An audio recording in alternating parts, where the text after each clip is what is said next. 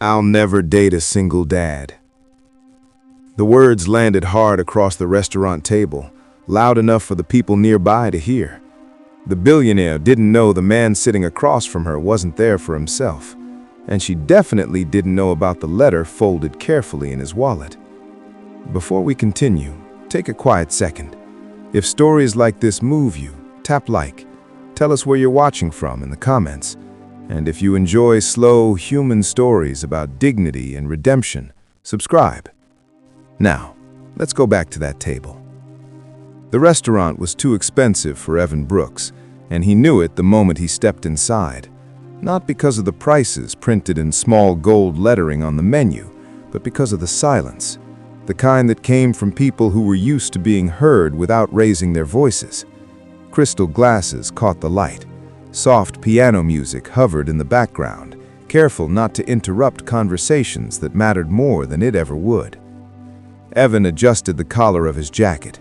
It was clean, pressed, a little outdated. He had borrowed it from his brother for the night, and it fit just well enough to avoid pity. That had been the goal. He checked his phone again. No new messages. Across from him, Victoria Hale sat perfectly still, her posture effortless, her expression unreadable. She had arrived 5 minutes late and apologized without sounding like she meant it. Evan hadn't minded. Waiting was something he was good at. She scanned him the way people like her did, not with curiosity, with assessment.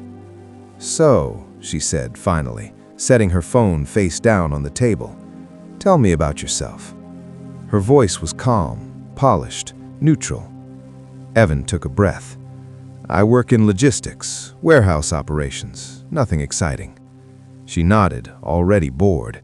"And family?" "I have a daughter." That did it. Victoria's eyes flickered just briefly before settling into something firmer, less open. "How old?" "8. Another pause, longer this time. "I should be honest," she said, folding her hands together. "I don't date single fathers." The words were delivered the same way someone might decline dessert. No cruelty, no hesitation. Evan didn't interrupt. "I've tried. It's complicated. Children bring attachments, priorities. I've worked very hard to build a life that isn't shaped by someone else's past." A waiter passed. Evan watched him go, giving Victoria time to finish. She leaned back slightly. "And to be completely clear, I have no interest in being second to a child." The sentence landed with a dull thud. Evan nodded once. "I understand." That seemed to surprise her. "You do?" "Yes." She studied him again. "Most men argue." "I'm not most men." "No," she agreed. "You're not." There was something almost like relief in her voice. The table beside them had gone quiet, not obviously, just enough. Evan could feel it, the subtle awareness that something uncomfortable had been said aloud. Victoria glanced around, then back at him. "I hope you don't take this personally." "I don't," Evan said. "You're allowed to want what you want." Her brow lifted slightly. "That's refreshing." He smiled, small and brief. "My daughter taught me that." That earned him a tighter look. "You talk about her like she defines you." "She does," Evan said simply. Victoria exhaled. "That's exactly the problem." Evan let the silence sit. This was the part where most people tried to explain themselves, to soften, to justify. He didn't. "Can I ask you something?" he asked. She nodded, curious now. "Why did you agree to this date?" She smiled, thin. "Because my assistant insisted I try something normal." "And this feels abnormal?" She gestured subtly at him. "No offense." "None taken." "That's rare," she said. "Most men want to impress me." "I'm not here to impress you." "Then why are you here?" Evan hesitated, not because he didn't know the answer, because saying it out loud mattered. "Because my daughter asked me to come." "Your daughter?" "She thinks I've been alone long enough." "And you listened to her?" Evan nodded. "She's smarter than most adults I know." Victoria laughed once, a sharp sound. You let a child dictate your love life? I let her hope for me. That's different. Victoria looked away, suddenly uncomfortable. I don't think this is going to work. I know, Evan replied. He reached into his jacket pocket, then stopped himself. Not yet. I don't regret meeting you, she added, standing slightly, preparing to leave. But I won't change my mind. Evan stood up as well. I wouldn't expect you to. She paused. You're taking this very well. I've had practice. With rejection? With being seen incorrectly. Something shifted then, just a little. Victoria picked up her purse. I wish you luck. Thank you, Evan said. And for what it's worth, I hope you find what you're looking for. She hesitated, then nodded and walked away. Evan sat back down. Around him, conversations resumed. The piano continued. The world moved on. He waited a few seconds, then reached into his wallet. The letter was folded carefully, creased from being read too many times. He unfolded it slowly. And as Evan read it again, alone at the table, he knew one thing for certain. Victoria Hale had no idea what she had just turned away from. The date ended the way most uncomfortable things did for Evan Brooks. Quietly. No raised voices, no scene. Just a polite pause that stretched too long, followed by Victoria Hale checking her watch and standing with the practiced ease of someone who had never needed to explain herself. She didn't apologize. She didn't soften the line she'd drawn.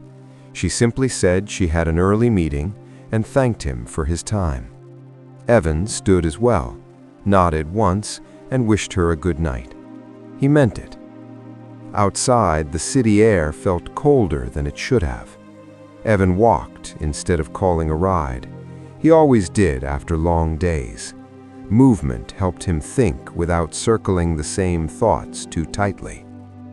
The restaurant's glow faded behind him, replaced by storefront reflections and the low, steady sound of traffic. He replayed nothing, not her words, not the looks from nearby tables. He had learned a long time ago that some moments didn't ask to be fixed, they asked to be carried. At home, Lucy was asleep on the couch, one sock missing, her hair fanned across a pillow she'd dragged from her bed. The babysitter had left a note on the counter. Homework done, dishes washed, Lucy's favorite. Evan smiled despite himself. He lifted his daughter carefully and carried her to bed. She stirred but didn't wake. He tucked her in and sat on the edge of the mattress until her breathing evened out again. The next morning came early. Breakfast, a missing permission slip, a shoelace that wouldn't cooperate. Evan moved through it all with the same quiet focus he brought to everything else. At the warehouse, he checked inventory reports and resolved a scheduling issue without raising his voice. His crew respected him for that. He didn't demand loyalty. He earned it by showing up and doing the work alongside them when it mattered. Victoria Hale's day began very differently. Her office sat 40 floors above the river, all glass and deliberate emptiness. Clean lines, no personal photos, the kind of space that suggested control through absence. Her assistant handed her a schedule filled with back-to-back meetings, investors, legal, branding. Victoria listened, nodded, asked precise questions. She didn't think about the night before. She rarely revisited decisions once made. But later, during a board meeting, a director brought up optics, public perception, the way her personal life, or lack of one, was starting to attract commentary. Victoria listened without reacting. She'd built her company by refusing to let strangers define her worth.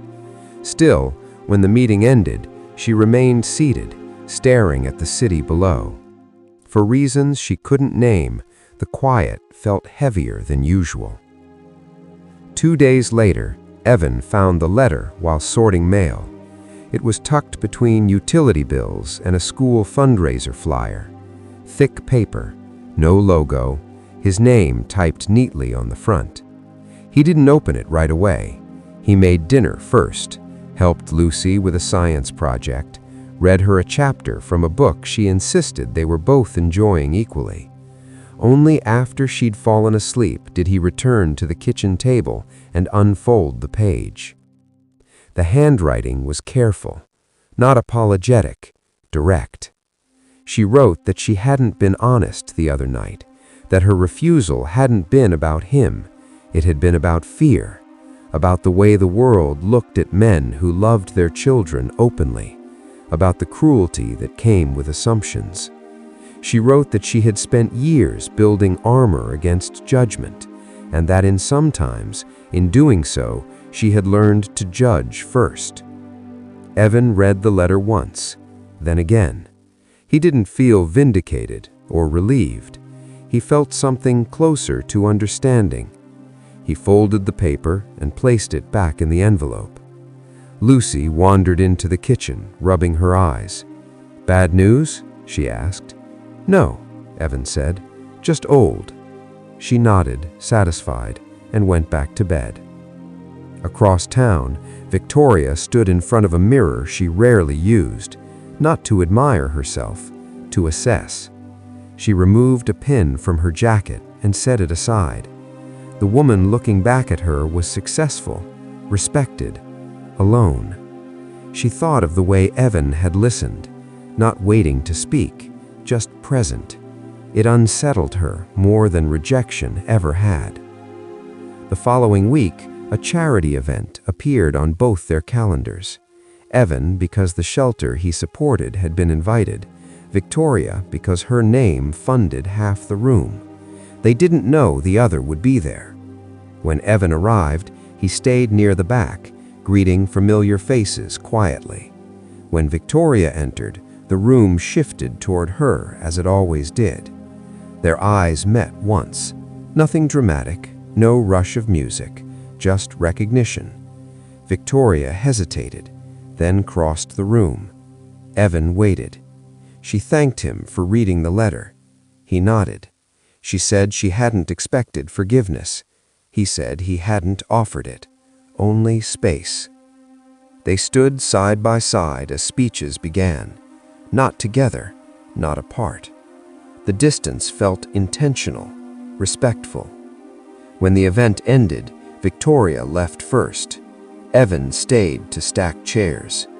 Outside, she paused, then turned back. "I don't know what this is," she said, "but I know I was wrong." Evan considered her. "I know," he said. She smiled, small and unguarded. For the first time in a long while, neither of them felt the need to explain anything. The city moved on quickly after the charity event. News cycles shifted, faces changed, names rose and fell with the rhythm of money and attention. Evan Brooks returned to his routines, morning lunches packed in brown bags, early shifts, late nights reviewing reports after Lucy slept. The moment with Victoria Hale didn't follow him the way he expected it to. It didn't replay, it didn't echo. It settled somewhere quieter, like a stone placed carefully instead of thrown. Lucy noticed small changes before he did. The way he paused longer at crosswalks, the way he listened when she talked about school, really listened, not just waiting for the right moment to say it was bedtime. One evening, as they washed dishes together, she asked him if he was lonely. Evan didn't answer right away. He handed her a towel and watched her dry a plate with serious concentration. "Sometimes," he said. She nodded, as if that confirmed something she already knew. "That's okay," she said. "I get lonely too, but it doesn't mean you did something wrong." He smiled then, not because it was comforting, because it was true. Victoria Hale's days grew more complicated, not externally, On paper, everything remained controlled, profitable, efficient. But internally, something had shifted. She found herself distracted during meetings, not by emotion, but by memory. Evan's restraint, the way he hadn't leaned into her apology, hadn't softened himself to make her feel better. It forced her to confront an uncomfortable truth. She was used to being forgiven quickly. Power did that. It smoothed consequences. His distance had not been cruel. It had been honest. She asked her assistant to reschedule a luncheon, then another. She began leaving the office earlier, walking along the river instead of being driven. The city looked different on foot, less curated, more human. She hadn't walked aimlessly in years. One afternoon, she stopped outside a small bookstore. It wasn't the kind of place she usually noticed. No glass facade, no minimalist branding, just a chalkboard sign and a bell over the door. Inside, she browsed without intention until she found herself in the children's section. She picked up a book, then another. She didn't know why. The following Saturday, Evan took Lucy to the community center. She had art class. He sat on a folding chair near the back, answering emails on his phone. When he looked up, Victoria was standing near the entrance, holding a paper bag that looked slightly out of place in her hands. She didn't wave. She waited until he noticed her. Then she approached. "I hope this isn't strange," she said. Evan stood. "Depends," he said gently. She held out the bag. "For Lucy. Books, if that's all right." Evan hesitated. He wasn't suspicious. He was careful. Then Lucy appeared at his side, curious eyes already peering into the bag. "Thank you," Evan said finally. Victoria nodded, relief crossing her face briefly before she masked it. "I won't stay. I just wanted to give them to her myself." Lucy pulled out a book and smiled. "I like this one," even though she hadn't opened it yet. Victoria smiled back. It was reflexive, unpracticed. They didn't talk long, just enough. When Victoria left, Evan watched her go, not with longing, with interest. Weeks passed. Their interactions remained measured.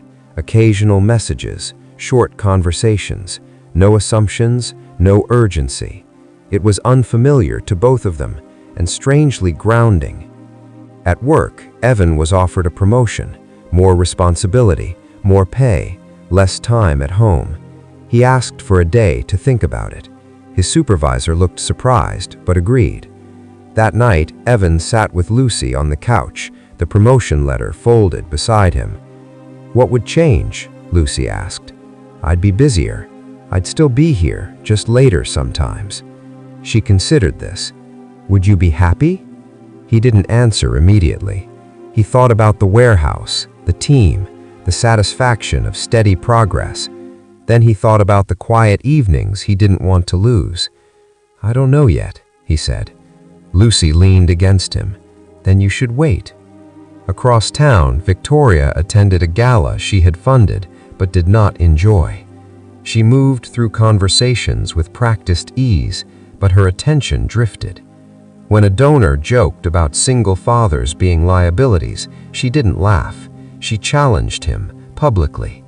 The room shifted. It was subtle, but people noticed. Later, she stood alone on a balcony, city lights reflecting off the river below. For the first time, she wondered what it would mean to be known for something other than control. When Evan declined the promotion, his supervisor respected the decision, quietly, without judgment. Evan felt lighter walking out of the office that day. That evening, his phone buzzed. A message from Victoria. "I'd like to invite you and Lucy to dinner. No expectations, just a meal." Evan stared at the screen. He didn't rush to respond. He looked at Lucy, who was drawing at the table. "Would you like to have dinner with Victoria?" he asked. Lucy looked up. "Will there be dessert?" He smiled. "Probably." "Then yes," she said. Evan typed his reply slowly. "All right, but only if it's somewhere she likes too." Victoria read the message twice before answering. Deal. For both of them, it felt like the beginning of something unfamiliar. Not romance, not redemption, but possibility. Quiet, unforced, earned. The restaurant Victoria chose wasn't expensive in the way people expected. No white tablecloths, no wait list measured in months. It sat on a side street near the river, known more for consistency than spectacle. The kind of place where the owner still greeted regulars by name. Evan noticed that immediately. Lucy noticed the string lights. "This feels like a movie," she whispered as they were seated. Victoria smiled. "I thought you might like it." Dinner unfolded slowly, intentionally. Victoria didn't dominate the table the way she did boardrooms. She asked Lucy questions and listened to the answers, not the polite listening adults often did, but real attention. Lucy talked about her favorite teacher, about how she hated math but liked how numbers made patterns. Evan watched carefully, ready to intervene if needed. He never did. At one point, Lucy excused herself to use the restroom. The table fell quiet. "You didn't have to do this," Evan said, not accusing, just honest.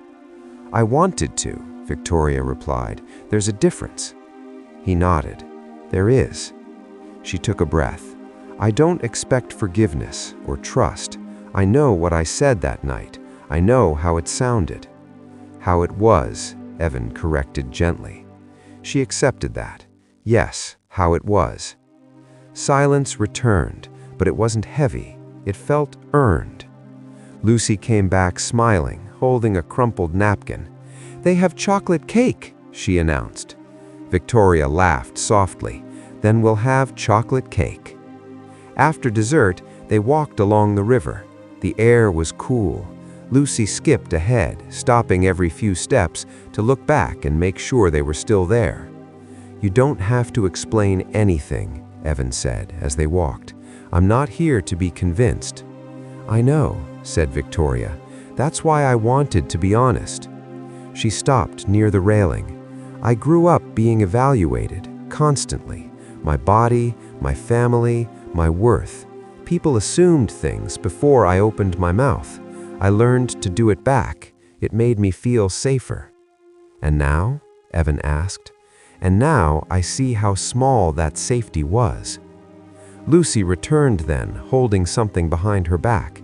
"I made this," she said, handing Victoria the napkin. "A drawing, 3 stick figures, one tall, one small, one with long hair." Victoria swallowed. "Is this us?" Lucy shrugged. "It could be." That night didn't end with promises or declarations. It ended with a hug, careful, appropriate. Lucy hugged Victoria first.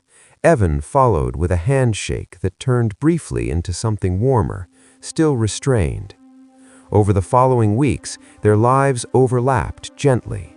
No rushing, no defining. Victoria came to Lucy's school play, sat quietly in the back, applauded at the right moments, left before the crowd thinned. Evan invited Victoria to a weekend market. She wore jeans and a jacket she clearly hadn't worn much. She didn't complain. She asked questions about produce. One afternoon, Lucy handed Victoria a folded piece of paper. "What's this?" Victoria asked. Lucy looked at Evan. He nodded. "It's for you," Lucy said, "but you have to read it alone." Victoria waited until she was home. She sat at her kitchen table, city quiet outside her windows, and unfolded the letter. It wasn't long. It wasn't polished. It thanked her for being kind without trying too hard. It said Lucy liked that she listened, that she didn't talk down, that she didn't pretend to be someone else. At the bottom, in careful handwriting, it said, "My dad tries his best. He doesn't always say things, but he means them." Victoria pressed the paper flat with her palm. She didn't cry. She breathed. The next morning, she canceled 2 meetings and walked to work. At a board session later that week, a director questioned her recent absences, her focus, her image. Victoria didn't deflect. "I'm reevaluating what matters," she said, calm, clear, "and I won't apologize for that." The room shifted. Afterwards, she stood alone in the hallway, letter folded in her coat pocket. She texted Evan, "Thank you for trusting me." He replied a few minutes later, "Thank you for earning it." Outside, Lucy waited with her backpack, waving when she saw Victoria approach. For the first time in years, Victoria felt something she hadn't planned for. Not control, not power, but responsibility, and she didn't want to run from it. Evan didn't expect things to last. That wasn't pessimism, it was a habit. Life had taught him that good moments were usually temporary, especially the quiet ones. They faded without drama, without warning. You learn to appreciate them without clinging. So when Victoria kept showing up week after week, he noticed. He just didn't comment. She showed up to Lucy's science fair, standing near the back with a paper cup of coffee, reading every poster like it mattered. She showed up to a parent-teacher meeting when Evan's shift ran late, took notes without correcting anyone. She showed up to nothing important at all, too. Grocery runs, park benches, evenings where no one spoke much. She never tried to explain herself anymore. That was new. One evening, Lucy fell asleep on the couch halfway through a movie. Evan carried her to bed, tucking her in the way he always did, smoothing her hair back until her breathing evened out. When he returned to the living room, Victoria was standing by the window. "She trusts you," he said quietly. Victoria didn't turn around. "I don't take that lightly." "I know." Silence settled between them, familiar now. "I'm stepping down from the foundation board," Victoria said. Evan looked up. "Stepping down?" "Not leaving, just changing my role. Less public, less performative." He studied her face, searching for tension, for defense. He found neither. "Why?" he asked. She hesitated. "Because I realized I liked being seen for what I was doing, not who I was becoming." "And who are you becoming?" Evan asked. She turned then. "Someone who doesn't need to be impressive to feel safe." He nodded once. No praise, no disbelief. Weeks later, the press noticed her absence. Headlines speculated, advisors called. She answered some, ignored others. Then one article ran anyway. It framed her differently, softer. It mentioned her recent shift in priorities. It speculated about a man and a child she'd been seen with. Evan saw it on his phone during a break. He closed it without reading the comments. That night, he showed Victoria. She read it once, then again, then set the phone down. "They'll turn eventually," she said. "They always do." "And when they do?" Evan asked. She met his eyes. "Then I'll know I didn't build this for them." Lucy wandered in, holding a notebook. "Can I read something?" They both nodded. Lucy sat cross-legged on the floor, cleared her throat. "It's for school, but it's also just mine." She read slowly, about how families didn't always look the same, about how some people arrived later, about how kindness wasn't loud, but it stayed. When she finished, Evan clapped softly. Victoria did too. Lucy smiled, then looked at Victoria. "Do you want to keep coming over?" Victoria didn't answer right away. She looked at Evan first. He didn't nod. He didn't stop her. "Yes," she said finally, "if that's okay." Lucy nodded, satisfied, and went back to her room. Later that night, Evan and Victoria stood on the balcony, city lights spread below them. "I used to think rejection meant someone wasn't enough. Now I think it's just fear choosing first." Evan leaned on the railing. "Fear's loud." "And dignity?" she asked. "Quiet, but it lasts." She smiled at that. Months passed. No big announcement came, no dramatic reconciliation arc, just time, just consistency. Victoria learned to wait without demanding. Evan learned to open space without losing himself. One afternoon, Lucy handed Evan an envelope. "It's for you," she said. "She asked me to give it." He opened it after Lucy went to play. Inside was a short note. "I won't ask you to choose me. I won't promise anything I can't prove. I just wanted you to know that knowing you changed how I see the world and myself." He folded the paper carefully, put it in his wallet. That evening, he found Victoria sitting on the park bench near the river where they'd first walked together. "You didn't have to write," he said, sitting beside her. "I know." They watched the water for a while. "I'm not afraid anymore," she said quietly. "Not of you, not of this." He considered that. "I am." She looked at him. "But I'm here anyway," he added. She smiled, not relieved, not triumphant, just present. That was enough. The next morning, Lucy left for school holding both their hands, just for a moment, just long enough. And in that small, unremarkable gesture, everything found its place. Thank you for staying with this story until the end.